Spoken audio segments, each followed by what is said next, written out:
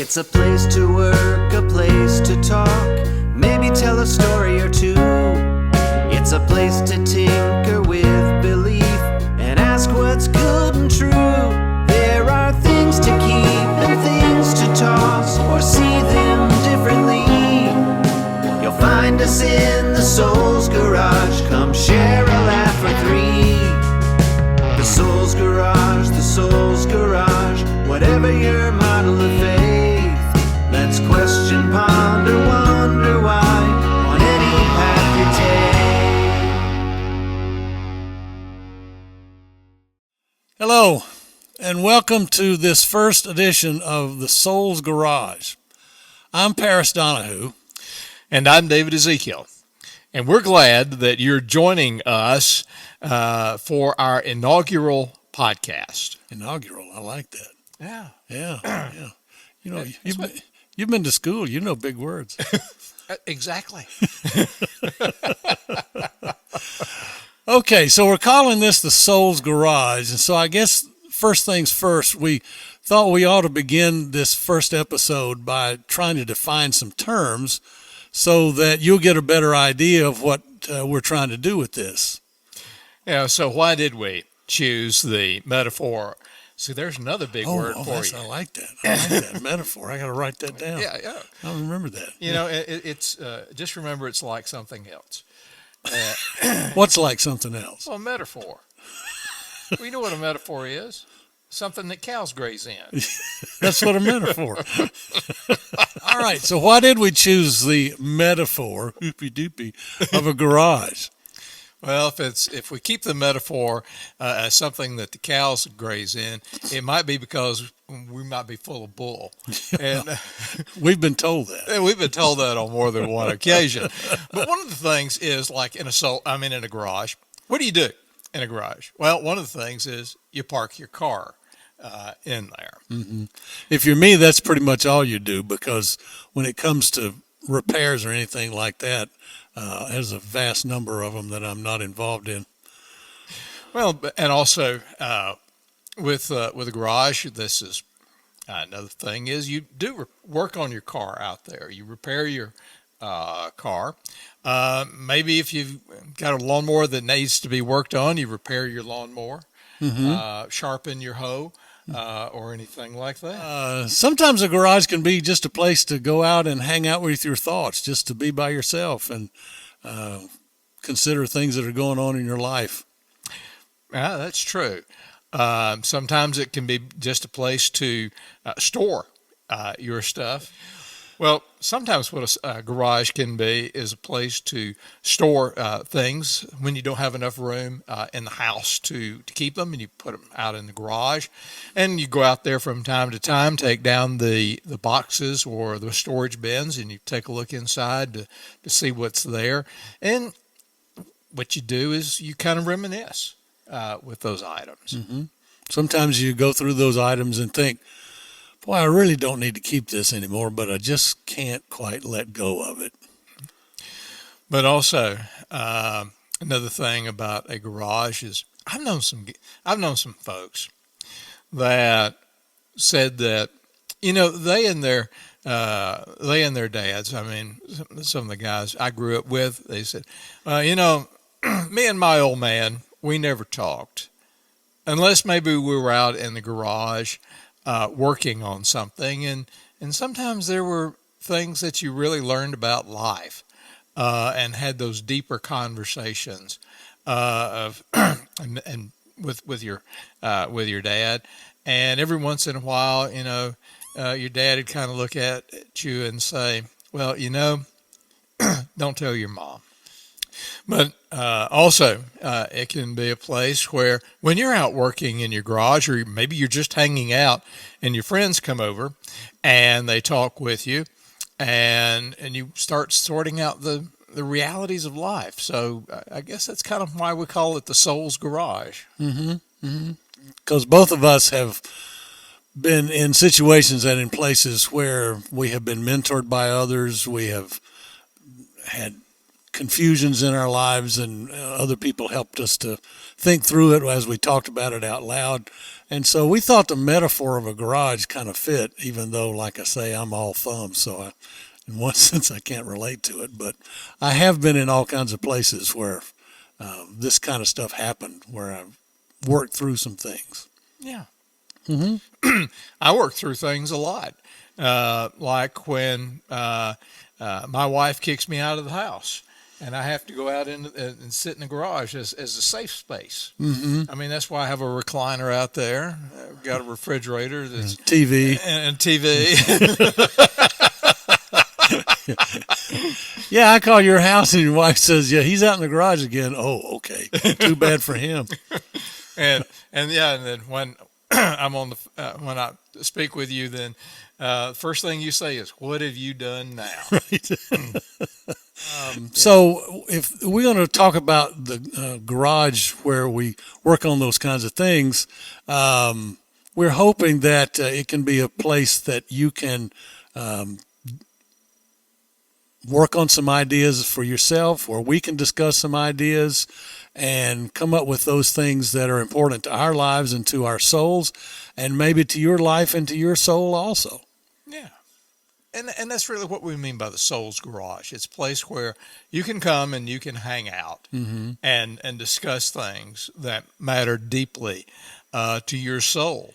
And you can, get some ideas of maybe what works for your life, maybe what things need to be discarded, what things need to be changed, and maybe what things need to be repaired. I think there's a line in the book of the Psalms in the Bible where it talks about how God repairs our souls, and so and that's kind of what we want to help you do and help us do. Yeah, right. Yeah, we're all in this together.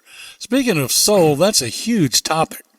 So the question is, if we talk about a garage, then let's talk about what a soul is. What is a soul? How do you define it? Is it important? Why is it important? Well, soul could be solo, an individual. Soul is also a fish. I like Dover sole. I mean, with butter sauce and lemon and capers. That's really good. It is, yeah, but not to be confused with the leather that's on the bottom of your feet. The sole of your shoe. Oh, yeah. Well, you heard about the fire at the shoe factory, didn't you, the other day? What happened? 1,000 souls were lost. Souls were lost. Ba-dum-bum. I won't quit my day job. All right. Yeah, please don't. Over in the book of Genesis, there's the story about the creation of the first people, and actually two stories that are there. But in one of them, it talks about God fashioning the man, and that's what Adam or Adam means. And he fashions the man out of the dust of the earth and breathes into his nostrils the breath of life. And the old King James verse said, and man became a living soul. Now, it's interesting to me that the Hebrew concept of soul is not of one part of who you are, but it is the totality of who you are. That passage in Genesis could also be translated, and the man or the human being became a person, became the entirety of what it means to be human at that point.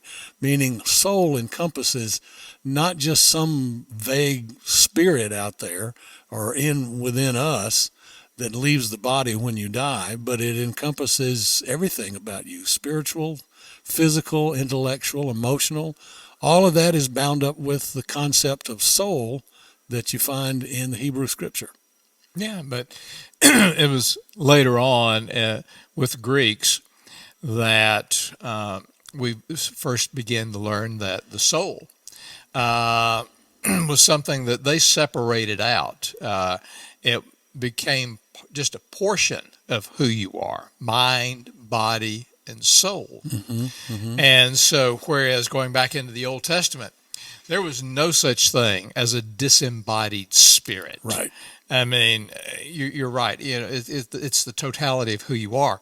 But in the Greek thought, is your soul could be something that was separate from you, that existed beyond what your physical body did, beyond what your mind did, or your heart, or anything like that. The soul was something that lived on, and if your soul was good, then you lived on in the Elysian fields of Elysian? That's what an education will do for you. I used to know a girl named Elysian. Elysian Dupree. And you had a good life. Otherwise, you might be condemned to that area of Tartarus, where you were roasted alive, or where you lived or could live in agony or in torment of some aspect. But your soul was just a portion of you that continued after you. But personally, I like the idea of the Hebrew concept of soul, because it's the embodiment of who you are. Yeah. And in Greek thought, it was just only a portion. Right. Of who you were. And I think it's fair to say that Western culture has been influenced much more heavily by the Greek thought than the Hebrew thought. Mm-hmm. And therefore, we look at it today, even in today's religious circles, is that it doesn't matter what you do in this life. It's the only thing that matters is what's going to happen to your eternal soul afterwards. And so, therefore, your actions in this life, in popular culture, is disembodied, is separated from what your future will be. It's your soul is not your totality anymore. Right. Yeah, I heard one of my professors in school had a son-in-law who was going to medical school, and they were starting to work on their cadavers. And the professor said to them in that class, "Okay, we're going to open up these bodies now, and if any of you finds a soul in there, you let me know." And he thought he'd made a huge joke. And the guy, my professor's son-in-law, thought to himself, if we find a soul in there, he wouldn't be a cadaver.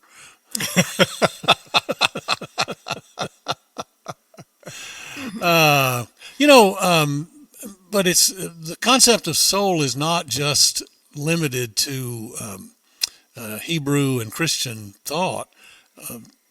Most religions have a concept of a soul in some way, shape, or form, as well as philosophical ideas, and neither one of us, as highly educated and erudite as we are, neither one of us can begin. You used a big word right there. I did? Yes. Oh, okay.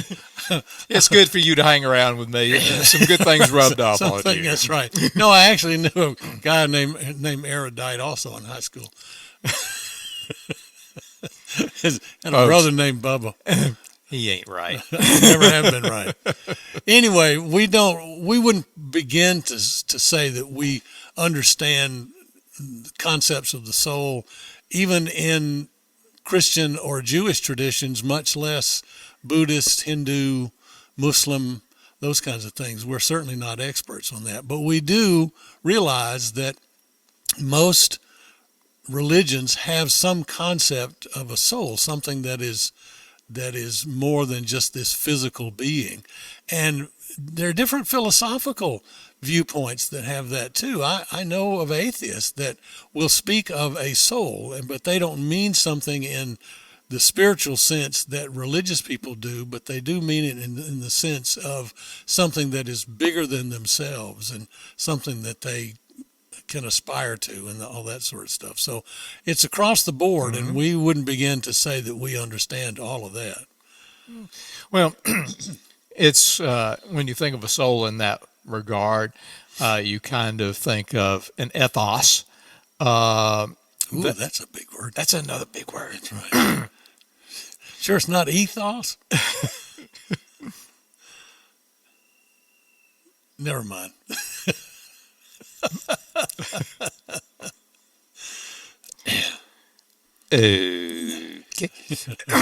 But there, such a soul being the ethos or ethos. Ethos.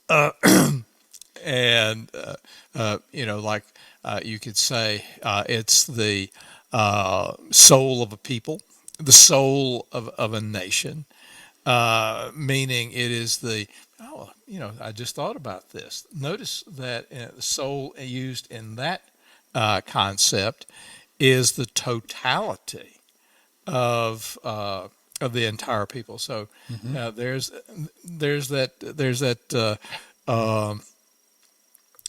that portion about pulling the soul in to full embodiment of everyone. Mm-hmm. Mm-hmm. Yeah, it's a good concept. Yeah, it is. It is. I'm glad I thought of it. I'm glad you thought of it too. All these esoteric ideas can be fun, but we want to deal with practical issues in this podcast as well. Whatever your definition of soul might be, all of us know the pain of a wounded soul. Yeah. We talk of a soul's heartache when you've lost someone or you've experienced a bad breakup in a relationship. Mm-hmm. You also feel like a wounded soul when someone has attacked you personally and has derogated some of the values that you hold near and dear. So all of us do understand that aspect of a wounded soul. Yeah, yeah. And there's that person, whether it's the homeless person out on the street with a cardboard sign, or that guy at work or a woman at work that nobody really pays any attention to. So many of those people carry around such pain, and a lot of us just don't know about it. So in this podcast, we want to also talk about ways to soothe the soul, feed a soul, expand a soul, all those kinds of things. We hope that we'll give some practical thought as well as flights of fancy. Mm-hmm. Now, we're not going to do any finger wagging and say it's all your fault, or saying, well, you got to do it like we do it, or think about it like we think about it, or you're wrong. We're not going to do that. And we're not going to give you the answers or even begin to tell you that we've got this all figured out, because we don't. Lord knows we don't have it all figured out. But together, hopefully, as we hang out in the garage, we can explore some ways to move forward in a hopeful fashion. Okay. Well, we've been out in the garage for a while, and I think we hear Mama calling, saying that supper's ready, and it's going to get cold if we don't come into the house. So. Probably about time to shut this first episode down, but we hope that you'll come back and join us in the garage again another time.